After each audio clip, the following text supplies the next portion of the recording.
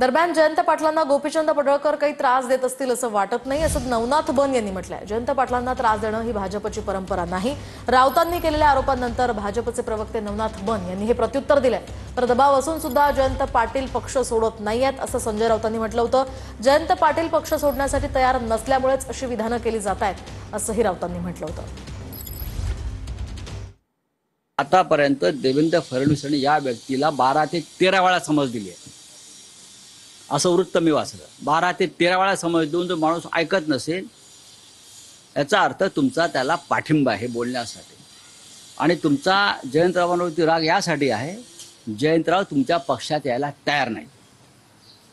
जयंतराव त्यांच्या पक्षात जायला तयार नाहीत, इतका दबाव आणून सुद्धा त्याच्यामुळे हा त्यांचा बाप काढण्याचा उद्योग। आधी राजाराम बापू पाटलांचं कार्य समजून घ्या आणि मग यांच्या बापजाद्याने काय केलं यांच्या पक्षात हे कळेल।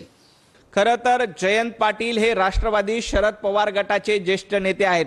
त्यांना गोपीचंद पडळकर काही त्रास देत असतील असं मला वाटत नाही।